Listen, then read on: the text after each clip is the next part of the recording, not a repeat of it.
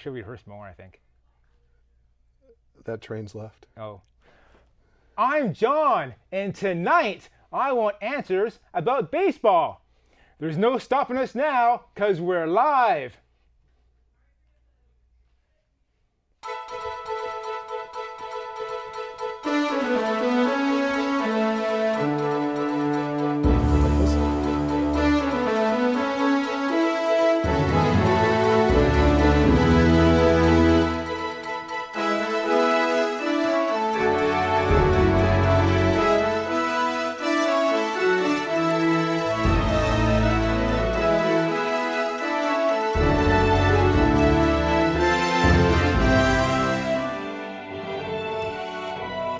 Check your calendar. If it says October 14th, then we're live. If it says some other date, or if your calendar is not correct, we may not be live. It's been a live night here at KMVT. Earlier tonight, we had the Los Altos election debates, so I hope you stuck around from then to my show, and I hope they warned you to tune in for my show, but I don't think they did. Tonight, I've got a new guest. This is my good friend, Scott Knaster. Hi, John. Hi, Scott. Now, you might remember Scott's name, or his name might sound familiar to you, because he's written many, many books. So, he's written How to Write Macintosh Software. And then, he's written Macintosh Programming Secrets. And then there's Hacking iPod and iTunes. And then Mac Toys. And then Hacking Mac OS X Tiger. It's very shiny. And finally, his latest, Learn Objective-C on the Mac. Is that a bootleg copy? Well, I had your actual book at home, and I was at work, and so I didn't have it at work. So I made a fake cover and just taped it on here. Cool. And if you didn't say anything, no one would have known. Sorry. So Scott's my expert tonight because he writes books. Well, I'm going to tell you what he's an expert in. He's an expert in writing books, and he's an expert in baseball. He's an expert in hockey, and he denies he's an expert at being Jewish, but I'll just say he is Jewish and knows Jewish things more than I do. Which is not much. I know lots now because you taught me. Oh, cool. I know part of what you know about being Jewish. And so Scott once made the best review of our show. He said, and I quote, "This might be the best TV show I've ever seen." It's true, I said that. Yes. So I'm very excited to have my biggest fan on the show tonight. This is my reward.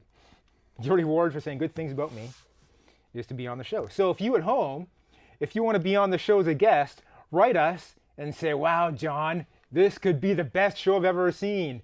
And then I'll contact you and try and get you on the show. But you also have to be an expert in something. Yes, hopefully something current. And your baseball is current because there's the World Series coming up. Yes. And you're an expert in baseball. That's right. So that's why you're on the show tonight. If you've never seen the show before, and I don't blame you, this is like a courtroom drama. So I'm the prosecutor. Scott will be my expert witness. And you at home are the jury. And you'll decide whether to convict or acquit the topics. And we'll be taking your tweets. So earlier on, you saw on the screen the John Wants Answer address. So we can't get John Wants Answers because it's too long. So it's John Wants Answer. Tweet us now during the show while we're live, and then we'll take your tweets. There's no S because the S is for suck, and we don't suck. And while you're on the internet, follow us on Facebook. We're at facebook.com/JohnWantsAnswers. Okay, so before we get to the real topic, we have to talk about corrections from last month's episode. Okay. So we had this guy on, Keith Statenfield. He's often accused of lying on my show. Now, I wouldn't say he's lying. There's 3 categories of things that Keith say that are incorrect.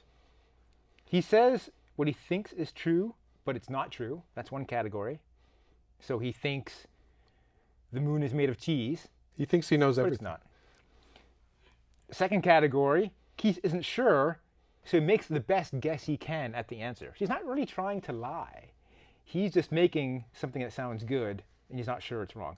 But of course, the third category, which often he does do, is he just makes stuff up. And that's lying. And that's lying. It's just That another is word for lying. lying. He just makes stuff up, big stories. So we discussed it before the show, because you saw my last show. As I've seen them all. Have you seen them all? As my biggest fan. And so we went through what Keith has said, and we talked about what he said that was not true. So, corrections. White after Labor Day. Now, the most glaring mistake is that the rule about wearing white after Labor Day is not to make poor people feel bad about themselves and their lives. That's not why we have Surprisingly enough. Right. Because there's plenty of other stuff for that. They feel bad enough alone not worrying about wearing white. So is the weather in the summer hot, so you wear white in the summer because it cools you down. But around Labor Day is when fall kicks in. It gets rainy outside, and so you want to mess up your white clothing by mud and rain and stuff. So that's why you don't wear white after Labor Day. In Burlington Coat Factory, it's not really a factory, correct? Keith said it was. He said it was actually a factory. No, just a retail outlet that sold coats, Right. but they didn't actually make the coats there. Okay, I'm glad we cleared up that. And now our first topic, baseball. Baseball.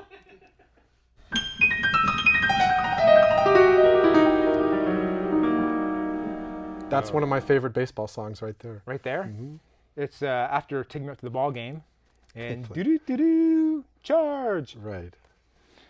Okay, so baseball is a topic, hot topic these days, because the World Series is coming up. Yes. When's the World Series starting? The World Series starts this year, I believe, a week from Tuesday. As I sit here, that's October 26th. October 26th. So it might be yesterday, depending on. Depending on when viewers at home Right. decide to watch. But live now, it's a week from Tuesday. Right. So I want to talk about how teams get from the start of the season to the World Series. Yes. So there's a season, and there's a postseason. That's right. So when does the season start? So the season starts in late March or early April, depending on how the calendar falls. And that's the start of what's called the regular season. And it goes for a long, long time. It goes for about 6 months. 6 months. And so we have teams playing each other. Yeah. And so when let's say teams win a game, they get points. Which does happen. No, they only get points in hockey and soccer because they have ties in those sports. And so they have to have a way to deal with a win versus a tie and a loss. And it gets very complicated. In baseball, only wins and losses. Ties are almost non-existent. So all they keep track of is wins and losses. It's wins and losses. Okay. So you have all these teams playing. They get wins and losses. They play 162 games. 162 games. That's a lot of games. It's a few. And so at the end of the regular season, how do they decide what teams are going into the World Series? So they have baseball, Major League Baseball it's called, is organized into two leagues, American League and National League. And each league's divided into divisions. There's an East, West, and Central division, roughly corresponding to geography. And each division has a champion, the team that finishes in first place. So that's 3 teams and 3 teams, from each league. Those 6 teams are in the postseason, which is also called the playoffs. Playoffs and postseason, same thing. And then, because 6 is not a good number for a tournament where people play each other, they pick 2 more teams by the second place teams that are the best in each of the 2 leagues. So the American League has the best second place team and the National League has the best second place team. And they call those the wild card teams because that's a great name for marketing purposes. And then you have 8 teams, and that's your postseason. What if there's a tie for the second place teams? If there are elaborate and really arcane rules about what happens if there's a tie, and it depends on who ties and for what. So, for example, if 2 teams tie and one of them would go to the playoffs and the other one wouldn't, they actually have a 163rd game